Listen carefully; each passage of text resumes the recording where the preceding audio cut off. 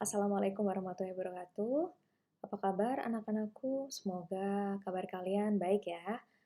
Oke, hari ini bersama saya Bulita, kita akan belajar tentang teks eksposisi. Nah, apa itu teks eksposisi? Di layar sudah ada ya pengertian dari teks eksposisi. Teks eksposisi adalah paragraf atau karangan yang terkandung sejumlah informasi dan pengetahuan yang disajikan secara singkat, padat, dan akurat. Nah, dari pengertian ini, kita perlu menggarisbawahi yang namanya sejumlah informasi dan pengetahuan. Dari sini kita bisa tahu bahwa tujuan dari penulisan teks eksposisi adalah untuk memberikan informasi dan pengetahuan terhadap pembaca. Pendapat lain menyatakan bahwa teks eksposisi adalah jenis atau ragam teks yang memiliki fungsi menyampaikan gagasan-gagasan berupa pemikiran tentang suatu topik. Paragraf eksposisi ini bersifat ilmiah atau dapat dikatakan non-fiksi. Nah, jadi meskipun teks eksposisi itu berupa gagasan atau ide-ide dari penulis, nah tapi teks eksposisi masuk teks yang bersifat ilmiah. Karena apa?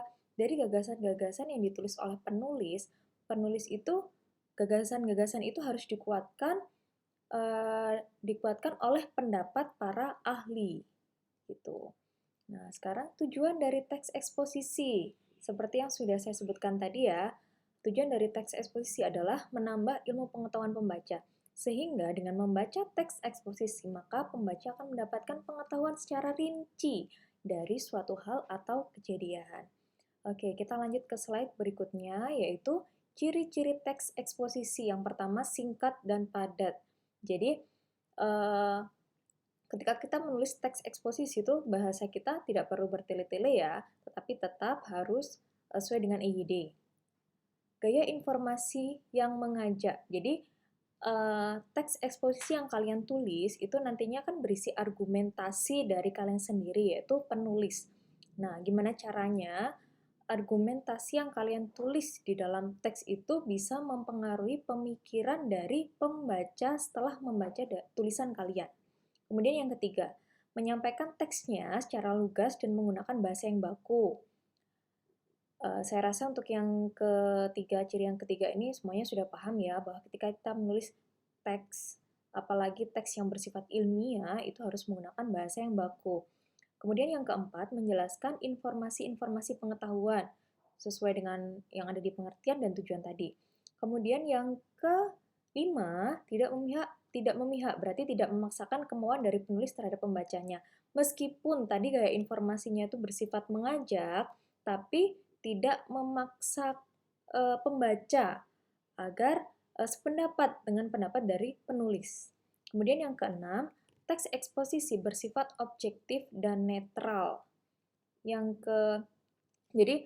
keenam ini, teks eksposisi itu tidak memihak salah satu pihak. Di teks eksposisi itu hanya menyampaikan argumentasi berdasarkan pendapat dari penulis, kemudian diperkuat oleh pendapat-pendapat para ahli, gitu. Kemudian yang ketujuh, penjelasannya disertai data-data yang akurat. Nah, karena ada argumentasi, supaya sebuah argumentasi itu kuat, maka harus ada data-data yang akurat atau pendapat-pendapat para ahli, seperti itu. Kemudian fakta digunakan sebagai alat konkretasi dan kontribusi. Jadi fakta itu masuk ke data-data ya. Yang terakhir yaitu menjawab pertanyaan apa, siapa, kapan, di mana, dan mengapa. Jadi pertanyaan-pertanyaan itu kan merupakan pertanyaan-pertanyaan yang berupa fakta atau berdasarkan data. Begitu. Oke, kita lanjut struktur teks eksposisi. Nah, ada apa saja dalam struktur teks eksposisi? Yang pertama, ada tesis, kemudian argumen, kemudian penegasan ulang. Nah, untuk pengertian dari tiga struktur ini akan kita bahas di slide selanjutnya. Apa itu tesis, apa itu argumen, dan penegasan ulang. Tesis. Nah, di sini tesis, bagian ini berfungsi untuk memperkenalkan topik sekaligus menempatkan pembaca pada posisi tertentu. Karena dengan teks yang digunakan penulis itu ingin mengungkapkan pendapat, maka pembaca bisa berada pada posisi yang sependapat atau pada posisi yang berseberangan dengannya. Nah, jadi gini, dalam tesis. Tesis itu kan bagian awal dari teks eksposisi. Di tesis itu merupakan bagian di mana penulis itu memperkenalkan topik atau pokok bahasan yang akan dibahas di tulisan itu. Di situ ada pendapat mengenai apa yang akan diulas di teks eksposisi tersebut. Nah, di sini kan ingin mengungkapkan pendapat, maka pembaca bisa berada posisi yang sependapat atau berseberangan dengan penulis gitu. Karena di tesis itu kan sudah dikemukakan akan membahas apa. Nah, di situ nanti si pembaca bisa sependapat, bisa juga tidak. Nah, di teks eksposisi ini tidak memaksakan pembaca sependapat atau tidak, seperti itu. Kemudian argumentasi. Bagian dari argumentasi itu atau pendapat atau alasan ya. Panjang dan pendeknya bagian ini tergantung pada jumlah argumen yang telah kalian kenalkan secara garis besar di dalam pernyataan umum. Pernyataan umum itu tadi sama dengan tesis ya. Kemudian, kalian menyebutkan ulang dan menjabarkan argumen tersebut dalam paragraf-paragraf. Pengembangan argumen menjadi paragraf ini dilakukan melalui penyajian contoh dan alasan. Jadi di argumentasi itu terdapat pendapat kalian. Selain pendapat kalian, itu juga harus ada pendapat para ahli atau data. Apa fungsi dari pendapat para ahli dan data? Fungsinya itu untuk memperkuat argumen kalian.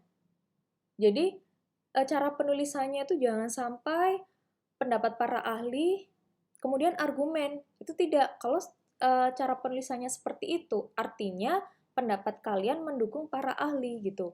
Nah, jadi cara penulisannya itu begini. Kemukakan dulu argumentasi kalian atau pendapat kalian, baru kemudian diikuti dengan pendapat para ahli, seperti itu. Kemukakan dulu argumen kalian atau alasan kalian atau pendapat kalian, kemudian ikuti dengan contoh atau data yang ada di lapangan. Seperti itu. Oke, kemudian untuk struktur yang terakhir itu ada penegasan ulang. Penegasan ulang dilakukan berdasarkan pada argumen yang telah disajikan di dalam bagian sebelumnya. Nah, jadi di penegasan ulang itu sama dengan pengulangan opini. Opini yang ada di mana? Yang ada di bagian argumentasi tadi. Seperti itu. Jadi, full opini kalian itu disimpulkan di penegasan ulang. Tidak perlu lagi ada contoh. Boleh sih, tidak apa-apa sih ada contoh. Tapi tidak perlu sedetail yang ada di bagian argumentasi. Seperti itu. Nah, di sini opini itu bersifat opsional atau pilihan.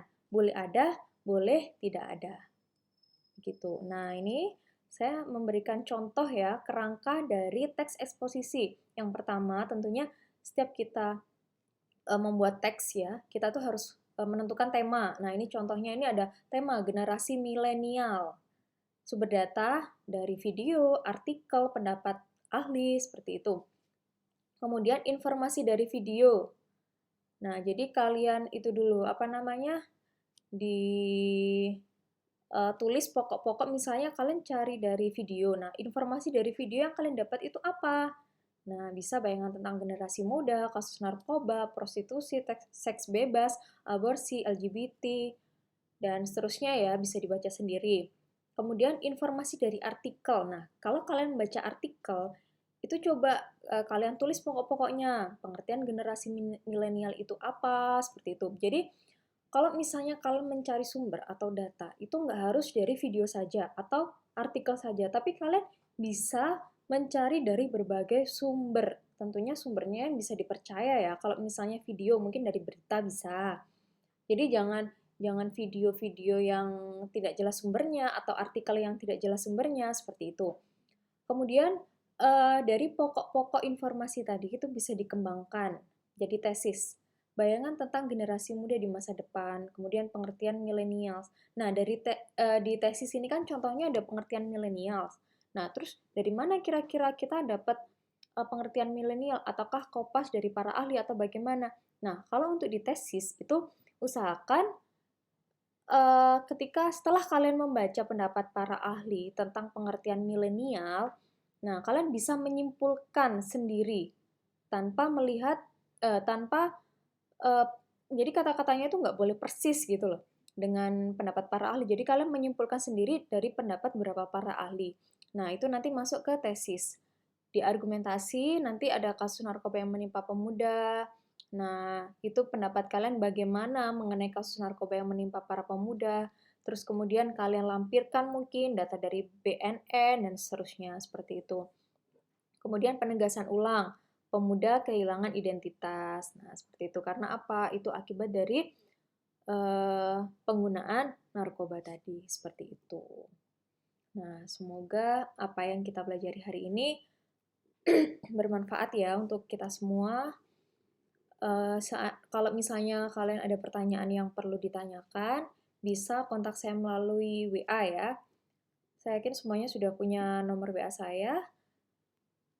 Atau mungkin bisa juga mengajukan pertanyaan melalui e-learning, juga bisa. Oke, terima kasih untuk hari ini. Semoga selalu sehat ya. Mohon maaf apabila ada salah dan kurangnya. Assalamualaikum warahmatullahi wabarakatuh.